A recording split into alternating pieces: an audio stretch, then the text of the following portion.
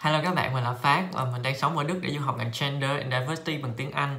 Mình làm kênh YouTube này để ghi lại hành trình khám phá châu Âu của mình, cũng như là để chia sẻ với các bạn những cái kinh nghiệm thực tế nhất trong quá trình du học Đức của mình. Như mình đã chia sẻ trong video về quy trình du học Đức thì trong một bước lớn cuối cùng là bước xin visa sẽ có một cái bước nhỏ là mở tài khoản khóa để chứng minh tài chính á. Trong phạm vi nội dung về mở tài khoản khóa thì mình sẽ làm 2 video, bởi vì cả cái bước lớn xin visa và cái bước nhỏ là mở tài khoản khóa thì nó cũng có nhiều lưu ý, cho nên là mình sẽ làm 2 video cho nội dung này. Và trong video thứ nhất thì mình sẽ chia làm 2 phần. Phần đầu tiên mình sẽ chia sẻ về kinh nghiệm của mình trong việc mở tài khoản khóa ở ngân hàng Việt Nam. Nhưng mà vì mình đã trải nghiệm rồi thì dịch vụ mở tài khoản khóa truyền thống của ngân hàng Việt Nam thì vẫn tồn tại một số cái hạn chế nhất định về mặt thời gian, về mặt thủ tục, cả về chi phí nữa. Nhưng mà gần đây mình đã tìm được một cái dịch vụ mở tài khoản khóa mới. Thật ra nó mới ở Việt Nam thôi, nhưng mà các nước khác trên thế giới thì nó khá là phổ biến cho sinh viên quốc tế muốn du học ở Đức rồi.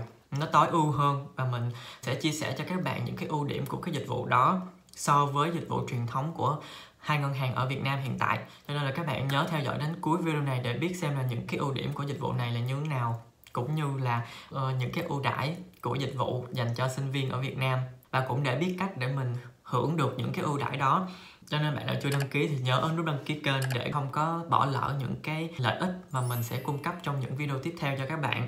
Trong 2 video về nội dung mở tài khoản khóa của mình sẽ có sự đồng hành cùng với Expectrio, là nền tảng trực tuyến cung cấp dịch vụ mở tài khoản khóa cho sinh viên quốc tế muốn đi du học ở Đức. Rồi, bây giờ mình sẽ kể lại cho các bạn trải nghiệm của mình khi mà mở tài khoản khóa ở ngân hàng Việt Nam. Khi mà mình làm hồ sơ hồi năm 2020, hồi lúc mà mình chuẩn bị tài khoản khóa rồi mua bảo hiểm nhập cảnh rồi này các thứ để chuẩn bị xin visa á. Lúc đó ở Việt Nam thì mình chưa có biết tới dịch vụ mở tài khoản khóa của Expectrio, cho nên là mình chỉ có 2 lựa chọn. Một là ngân hàng Việt Nam, 2 là ngân hàng của Đức thôi. Thì 2 ngân hàng này theo mình tham khảo thì về thời gian mở tài khoản rồi chất lượng dịch vụ các thứ nó cũng như nhau, cho nên là mình quyết định là mình chọn ngân hàng Việt Nam. Tại vì là tâm lý là chọn ngân hàng Việt Nam cho nó thân thuộc đó. Thì liên quan tới cái trải nghiệm này thì mình sẽ phân loại cho các bạn thành 3 mục nhỏ. Một là về thủ tục, 2 là về chi phí, thứ ba là về chất lượng dịch vụ. Thì về thủ tục á, là sau khi mà mình có cái giấy báo nhập học của trường rồi thì mình sẽ cầm cái giấy báo nhập học đó lên ngân hàng để yêu cầu mở một cái tài khoản phong tỏa với mục đích là đi du học. Thì thật ra là ở Việt Nam thì các bạn đến chi nhánh nào cũng được, nhưng mà mình làm hồ sơ theo cách truyền thống này á, mình tới những cái chi nhánh như là chi nhánh quận Nhất hoặc là chi nhánh mà trung tâm tư vấn du học người ta giới thiệu á, ở đó sẽ có nhân viên người ta chuyên làm cái nghiệp vụ mở tài khoản khóa cho sinh viên đi du học Đức. Người ta đã có kinh nghiệm làm rồi thì thao tác của người ta sẽ nhanh hơn và người ta sẽ hạn chế được một số cái rủi ro về mặt hồ sơ nhất định cho các bạn. Như cái video mà quy trình du học Đức thì mình đã đề cập với các bạn là cái outcome của cái bước mở tài khoản khóa này là cái balance confirmation. Thì theo quy trình bình thường 3 hoặc 4 ngày sau khi mà mình yêu cầu mở tài khoản thì mình nhận được email thông báo là mình đã có tài khoản rồi, thì mình mới bắt đầu cầm tiền lên cho ngân hàng một lần nữa để gửi tiền vào tài khoản. Cái hôm mà mình cầm tiền lên ngân hàng mình bỏ vào tài khoản á, thì mình chưa có cái balance confirmation này ngay cái hôm đó đâu, mà mình phải đợi thêm mấy ngày sau nữa mình mới nhận qua email của mình. Theo như dự kiến, sau khi mà mình nộp tiền vào tài khoản thì sau 1 ngày hoặc 2 ngày sau là mình sẽ có cái balance confirmation đó. Nhưng mà trường hợp của mình á, nó chắc là mình nghĩ là do cái đợt đó là do dịch, cho nên là quy trình này nó kéo dài hoàn toàn luôn. Là khi mà mình mở tài khoản 6 ngày sau mình mới có tài khoản, và sau khi nộp tiền vào tài khoản 3 ngày sau mình mới có balance confirmation, tức là tổng cộng cái thời gian của mình từ lúc mà mình yêu cầu mở tài khoản cho tới lúc mà mình có balance confirmation để nộp cho visa là 9 ngày. Cho nên là cái balance confirmation này mình phải có rồi mình mới đăng ký cái lịch mà đi nộp hồ sơ visa. Thủ tục mở tài khoản này là chưa hết đâu, còn một cái thủ tục khác nữa là thủ tục activate account này. Khi mà mình qua Đức yêu cầu để kích hoạt tài khoản này thì mình cần phải có cái addendum chi tiết của cái này, thì các bạn có thể xem lại cái video những việc bắt buộc phải làm khi vừa mới qua Đức của mình, thì mình sẽ chèn link cho các bạn. Nhưng mà cơ bản là cái bước activate tài khoản này á, nó cũng ngốn của mình khá là nhiều thời gian nữa. Trên thực tế là mình mất tới 29 ngày từ lúc mà mình gửi hồ sơ cho tới lúc mà mình nhận được tài khoản và sử dụng được tài khoản á. tại vì là mình làm theo cách truyền thống cho nên là mình sẽ bị mất cái thời gian mà vận chuyển hồ sơ á, thì cái đó không ai can thiệp được hết, mình cũng không can thiệp được mà ngân hàng cũng không can thiệp được. Nó hên xui dựa vào cái thời gian mà ở bên bưu điện người ta gửi nhanh hay chậm. Thủ tục mà để activate tài khoản khóa, các bạn có cái giấy đã anh bên Đông nhà xong và có cái mã số thuế rồi. Bạn nào mà làm tài khoản theo cái cách truyền thống này á, thì khi có nhà rồi các bạn nên email cho ngân hàng để báo là bây giờ mình đã ở Đức, mình có nhà rồi. Bên ngân hàng người ta sẽ gửi cho mình một cái mail hướng dẫn rồi bao gồm các chứng từ để mình điền thông tin của mình vô, mình ký tên. Mình phải in ra nha, mình in ra rồi mình ký tên, có đầy đủ hết rồi. Mình cầm cái sắp hồ sơ đó, mình đem ra bưu điện, mình gửi lên địa chỉ của ngân hàng. Thì tất cả những cái bước này mình phải làm thủ công hết. Hồi trước mình làm cái này mình còn gặp một cái khó khăn nữa là mình qua đây mình đâu có máy in đâu, dịch, cho nên là đa số các cửa hàng đều đóng cửa hết. Mà mình lại không biết là ở trong DM và Gochman có dịch vụ in giấy tờ. Mình cũng hơi là bế tắc, nhưng mà tự nhiên là mình cũng may là mình có một bạn cùng lớp á, người Việt Nam luôn, thì bạn đó có máy in, may mắn là bạn đó in giúp mình. Thì ngày 15 mình thấy là hồ sơ tới ngân hàng rồi, nhưng mà ngày 18 thì mình mới nhận được mail là nhân viên ngân hàng bắt đầu xử lý cái hồ sơ của mình. Nhưng mà lúc đó thì hồ sơ của mình gặp trục trặc là trong cái sắp hồ sơ gửi cho ngân hàng á, thì cái bản photo visa của mình á nó hơi bị mất gốc, cho nên là ngân hàng email lại cho mình. Nhưng mà mình không có nhận được cái email đó liền, tại vì trong lúc đó thì mình đang trong cái kỳ deadline của trường á, cho nên là mình cũng không có check email thường xuyên. Nói chung là bây giờ mình gửi lên ngân hàng và mình thấy ngân hàng nhận được rồi là mình coi như là mình yên tâm phần nào rồi, mình không có lo lắng về cái chuyện đó nữa. Rồi mình tập trung mình chạy deadline ở trên trường của mình. Thì email của chị đó gửi cho mình thì mình đâu có check đâu, cho nên là phải mình nhớ là khoảng 10 ngày sau thì mình mới check lại. Thì mình thấy cái email này thôi tiêu rồi. Thật ra cũng không có tiêu lắm, nhưng mà ý là tự nhiên mình bị mất 10 ngày đó, thay vì là trả lời mail liền. Mình nhiều khi giờ này mình có tài khoản rồi thì bây giờ mình chỉ có cách mình gửi lại thôi, rồi nhờ tổ tiên phù hộ xem là chị nó ưu tiên xử lý hồ sơ mình nhanh hơn thì mình nhận được tiền, còn không thì mình cũng phải chịu, tại vì cái đó là lỗi của mình. Nhưng mà cũng may mắn là ngày hôm sau là chị xác nhận với mình, coi như là hồ sơ của mình gửi cho ngân hàng là hoàn tất rồi, thì bây giờ mình sẽ chỉ chờ nhận được tài khoản thôi. Hơn một tuần sau, 8 ngày sau là mình có cái thông tin tài khoản để mình đăng nhập vào mình sử dụng luôn. Là ngày 2 mình được xác nhận là đầy đủ hồ sơ và ngày 10 là mình có tài khoản. Đó là về mặt thủ tục. Không rồi, bây giờ mình chuyển qua khoản chi phí để mở cái Plug account này. Phí mở tài khoản của mình tổng cộng là mình mất hết 90 euro. Trong cái 90 euro này nó có nhiều cái chi phí nhỏ, cái tên từng cái lắm. Nhưng mà tổng cộng cho dễ hình dung là 90 euro cho phí mở tài khoản và 60 euro cho phí duy trì tài khoản, là quy định chung của nhà nước luôn. Thì mình thấy là ngân hàng nào cung cấp dịch vụ mở tài khoản khóa thì cũng thu cái phí này hết. Về chất lượng dịch vụ nhìn chung là cũng khá là ổn, nhưng mà cái chất lượng dịch vụ nó cũng hên xui lắm. Tại sao mình nói nó hên xui là từ lúc mà các bạn có giấy báo nhập học cho tới lúc mà các bạn có visa, các bạn giống như là sắn quần lên mà chạy á, cho nên là ai cũng cảm thấy là gấp lắm rồi, kiểu toàn là những cái bước quan trọng không, mà lỡ mà trễ một xí là coi như là chậm một ly là đi một dặm luôn á, cho nên là mình cũng lo lắm. Các bạn biết là các thủ tục hành chính và các thủ tục ngân hàng là những cái thủ tục mà mình không thể nào chủ động can thiệp được, mình chỉ có nhờ tổ tiên phù hộ thôi, kiểu vậy. Thì mình may mắn là mình sẽ gặp được nhân viên hỗ trợ nhiệt tình, còn không may thì mình sẽ gặp người hơi thờ ơ chút xíu, mình cũng không biết làm sao đó. Cho nên là cái hên xui là nó nằm ở đó. Cái đó là mình hên, mình chỉ bị mất một cái gốc visa thôi, chứ còn mà mình còn sai thêm cái gì đó nữa, ví dụ như mình sai một cái thông tin gì đó ở trong cái form á, thì mình sẽ phải điền lại rồi mình gửi post lại nữa cho người ta, là mình lại tốn thêm thời gian nữa. Cho nên là lỗi nó cũng không có phải của ai hết, nhưng mà vấn đề là do cái dịch vụ chưa được tối ưu hóa. Thì đó là một cái khuyết điểm của cái dịch vụ mở tài khoản khóa qua ngân hàng truyền thống. Cho nên khi mà mình biết được có cái dịch vụ mở tài khoản khóa cho sinh viên quốc tế ở Đức bây giờ bắt đầu mang về cho các bạn sinh viên Việt Nam rồi, thì mình rất là có một niềm hy vọng về cái dịch vụ này. Cho nên là mình cũng tìm hiểu kỹ xem là dịch vụ có thật sự là tốt hay không và có an toàn hay không để mình chia sẻ cho các bạn.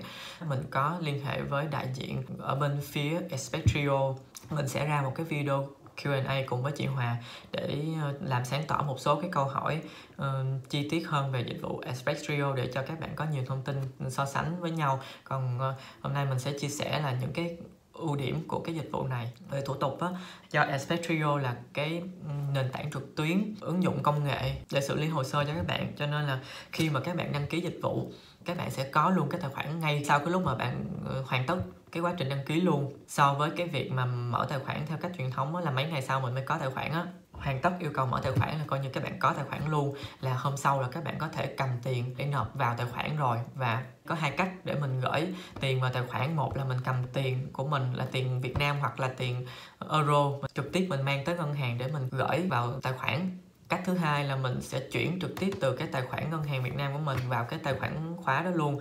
Cho nên là tùy các bạn muốn làm theo cách nào thì làm, cho nên nó rất là tiện lợi. Nếu mà các bạn làm theo cái cách thứ hai á, thì các bạn không cần phải ra ngân hàng luôn, có tài khoản thì các bạn gửi tiền vào liền á. Thì theo như cam kết là từ lúc mà các bạn mở tài khoản 3 tới 5 ngày sau là các bạn sẽ có cái balance confirmation. Nhưng mà trên thực tế là các bạn của mình đã chia sẻ 1 ngày sau là các bạn đã có cái balance confirmation đó rồi. Các bạn thấy ấn tượng không? So với mình đó là 9 ngày mình mới có cái balance confirmation đó. Còn mở qua cái dịch vụ Expectrio chỉ cần 1 ngày làm việc sau là các bạn đã có balance confirmation rồi. Tối đa là 3 ngày theo cam kết. Các bạn tự chủ động được thao tác, các bạn nhanh hơn, và các bạn chủ động là chuẩn bị tiền của các bạn, gửi tiền vào tài khoản nhanh hơn thì các bạn sẽ có balance confirmation nhanh hơn. Các bạn không có bị phụ thuộc vào thao tác của nhân viên ở ngân hàng. Đó là về thủ tục mở tài khoản. Còn qua bên này rồi thì các bạn sẽ có thêm một cái thủ tục là kích hoạt tài khoản nữa. Về cái giấy tờ, cái yêu cầu Anmeldung và mã số thuế thì cũng y chang như cái kia. Tại vì cái này là các quy định của ngân hàng cam kết với chính phủ, cho nên là khi mà mình có đầy đủ giấy tờ rồi mình yêu cầu kích hoạt tài khoản á, thì theo như cam kết là từ 5 tới 7 ngày sau là mình có, so với cam kết của ngân hàng truyền thống là 1 tháng. Nhưng mà trên thực tế mình hỏi là cái bạn người Ấn Độ đang ở chung nhà với mình luôn á, mất bao lâu để kích hoạt cái tài khoản khóa, thì bạn đó kêu là nhanh lắm, chỉ có 2 ngày thôi à. Cái phí mở tài khoản này nó mới ấn tượng nữa nè các bạn. Khi mà mở tài khoản qua Expectrio thì nó sẽ có 3 cái loại phí. Thứ nhất là phí mở tài khoản là 49 euro so với 90 euro của ngân hàng truyền thống. Và phí duy trì tài khoản là 60 euro trong 12 tháng, là cũng y chang như cái kia. Một cái phí thứ ba nữa là cái phí account buffer, nhưng mà cái phí này á mình sẽ được hoàn lại vào cuối kỳ. Tại sao mà mình cần phải đóng cái phí này là các bạn biết là giữa tiền Việt Nam và tiền euro nó có một cái tỷ giá nhất định á, để đảm bảo an toàn là khi mà cái tỷ giá nó tăng cao như vậy thì sẽ có một cái khoản để mình bù vào cái tỷ giá đó. Còn trong trường hợp mà bình thường tỷ giá không có tăng đột biến thì sẽ không cần sử dụng cái khoản 100 euro này, và Expectrio sẽ hoàn lại cho các bạn vào cuối kỳ. Cho nên là cái tiền này là hy hữu lắm thì mình mới bị mất một cái khoản nhỏ ở trong cái phí này thôi, chứ còn bình thường là mình sẽ được hoàn lại 100%, mình không có mất gì hết. Trên thực tế là mình sẽ chỉ tốn 49 euro tiền mở tài khoản và 60 euro duy trì tài khoản, thì nó rẻ hơn dịch vụ truyền thống là 40 euro rồi ha. Cái phí này chỉ là phí khi mà các bạn chỉ có đăng ký dịch vụ mở tài khoản khóa thôi. Nhưng mà Expectrio có một cái gói là gói Value Package, sẽ cung cấp cho các bạn những cái dịch vụ bao quát mà các bạn cần khi mà qua Đức luôn, là gồm có mở tài khoản khóa, mua bảo hiểm nhập cảnh để xin visa, và qua bên này là mua bảo hiểm y tế ở bên này.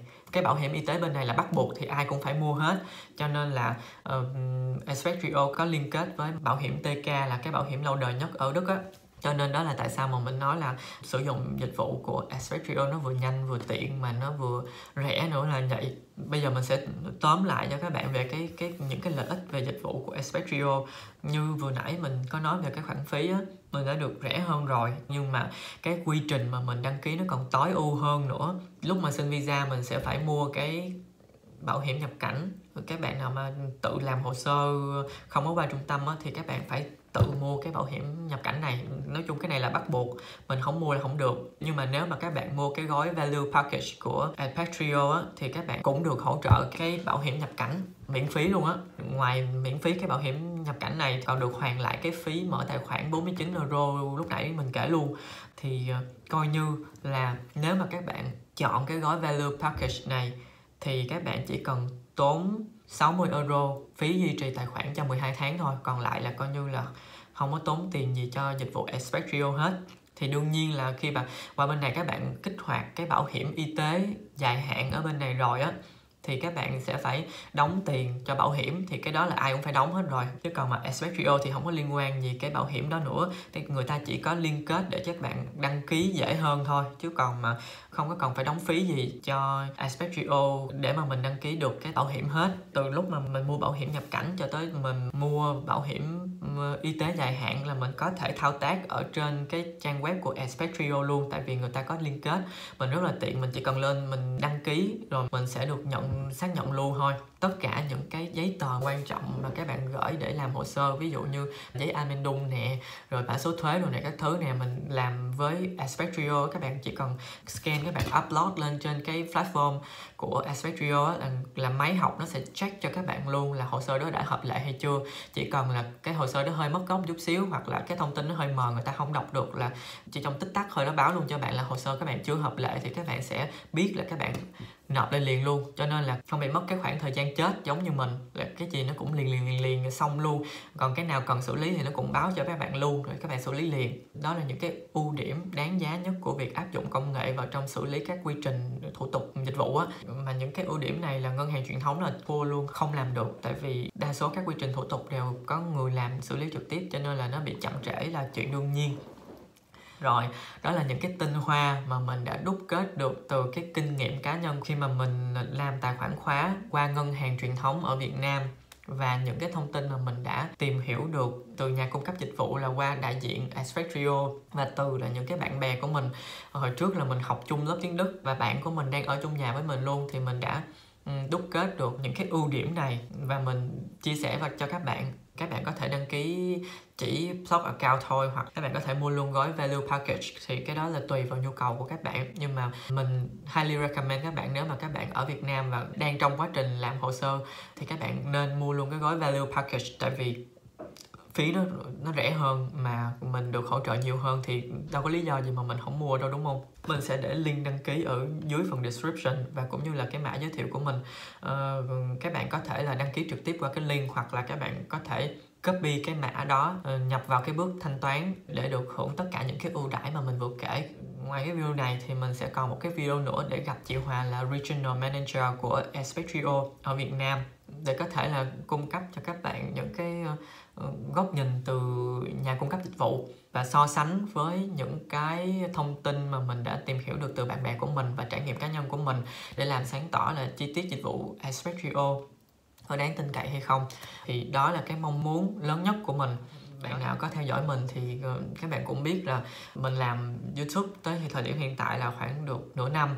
Thì tại sao mà trước đó mình không có đi sâu vào chi tiết? Mình cũng muốn chia sẻ một chút là trước đó là mình thật sự là mình muốn chia sẻ những cái thông tin này đến với các bạn càng sớm càng tốt. Nhưng mà lúc đó thì mình chưa có nghĩ ra một cái cách nào để tổ chức, để hệ thống thông tin để cho nó dễ hiểu và nó cũng đáp ứng được nhu cầu là cung cấp thông tin đầy đủ cho các bạn. Thật sự bây giờ mình đã ra hơn 20 cái video rồi, thì mình cũng có một số kinh nghiệm trong việc là chia sẻ thông tin, tổ chức thông tin, và mình cũng hiểu hơn về cái YouTube nữa. Cho nên là mình đã từ những cái kinh nghiệm đó mà mình đúc kết được một cái cách để chia sẻ cái thông tin du học này cho các bạn, làm sao để cho nó dễ hiểu, nó được hệ thống và nó đầy đủ thông tin. Đó là cái trăn trở của mình sau 6 tháng làm YouTube. Và cái tính của mình thì mình cũng hay thích là mình tìm những cái tốt nhất mình sử dụng, xong rồi mình chia sẻ với những người xung quanh để cùng sử dụng chung với mình nữa. Mình cũng chưa có phải là thông thạo hết tất cả mọi thứ ở Đức, nhưng mà quan điểm của mình mình biết cái gì mà mình thấy tốt thì mình cứ chia sẻ thôi, để tránh cái trường hợp mà các bạn bị thiếu thông tin, không có biết là có nhiều sự lựa chọn cho các bạn, nên là có thể các bạn bị tốn tiền hơn, bị mất thời gian hơn.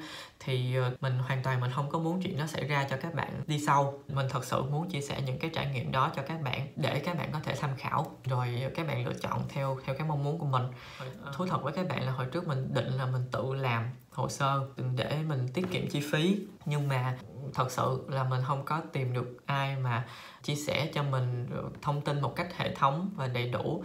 Nếu mà bạn nào mà đã tự tìm thông tin du học Đức rồi, các bạn biết thông tin đó nó nằm ở nhiều chỗ khác nhau, thì sẽ có một số bạn chia sẻ về quy trình du học Đức. Nhưng mà các bạn muốn tìm thông tin về mở tài khoản khóa hoặc tìm thông tin về ABS hay gì đó thì mỗi bạn sẽ chia sẻ một cái dạng thông tin khác nhau, nhưng mà nó cũng không có được hệ thống theo dạng là một cái thông tin tổng quát thôi. Những cái ngóc ngách chi tiết thông tin đó thì không có, nên là mình cũng khá là khó khăn trong cái việc tìm thông tin khi mà còn ở Việt Nam.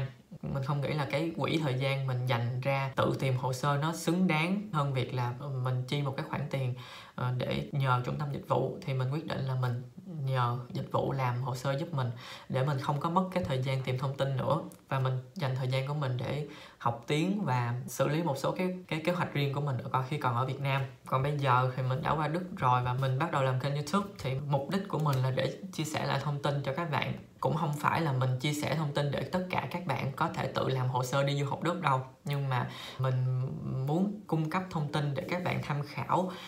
Các bạn biết trong quy trình du học Đức thì sẽ có những cái dạy và cái nào trước cái nào sau. Xong rồi ở trong chi tiết những cái ngóc ngách đó thì sẽ có những cái chú ý như thế này. Rồi các bạn sẽ tự đánh giá trong trường hợp cá nhân của các bạn có đủ thời gian để tự làm hồ sơ hay không thì các bạn tự làm. Còn nếu mà các bạn cần phải tập trung cho chuyện khác thì các bạn cũng vẫn có thể là đi thuê dịch vụ. Nhưng mà từ những cái thông tin mà mình đã chia sẻ cho các bạn có thể đánh giá được là dịch vụ nào là dịch vụ thật sự tốt, dịch vụ nào thật sự là cung cấp cho các bạn những cái giá trị mà các bạn cần. Các bạn sẽ tránh được những cái trường hợp mà dịch vụ nó không thực tế, tránh được những cái trường hợp mà ta chỉ vẽ vời ra thôi chứ người ta không có thật sự cung cấp cái dịch vụ đó cho các bạn. Thì các bạn có cái sự so sánh rồi các bạn chọn ra cái trung tâm dịch vụ tốt nhất cho cái nhu cầu của các bạn. Đối với mình thông tin nào nó cũng quan trọng hết, chủ yếu là mình cái tiếp nhận nó theo cách nào mà mình xử lý nó có phù hợp với mình hay không. Đó, cuối video mình cũng hơi lan man nhiều quá, thì cuối video này mình chúc các bạn may mắn trong quá trình làm hồ sơ du học Đức. Và khi mà các bạn tới cái bước làm tài khoản khóa để mà các bạn xem chi tiết cái video này của mình á, thì mình tin là các bạn đã rất là gần với nước Đức rồi. Cho nên là mình cũng hy vọng mình có thể là gặp được một cái bạn mà đã xem video của mình và các bạn đã đi du học thành công ở Đức. Thì đó là cái hạnh phúc của mình khi mà mình chia sẻ thông tin đến với các bạn và các bạn thật sự là sử dụng được cái thông tin đó. Thật sự là mình hy vọng là các bạn khi mà các bạn qua đến Đức được rồi á thì liên hệ với mình nha, mình rất là muốn gặp các bạn hết. Rồi, cảm ơn các bạn đã theo dõi đến cuối video của mình. Các bạn thấy video này thì nhớ comment bên dưới cho mình biết. Còn nếu mà các bạn thấy thích video này thì nhớ like, share cho mình. Bạn nào chưa đăng ký thì nhớ ấn nút đăng ký kênh bên dưới, vì mình sẽ trở lại trong rất là nhiều video tiếp theo để chia sẻ những cái thông tin rất là bổ ích trong việc du học Đức. Rồi, bye bye, hẹn gặp lại các bạn.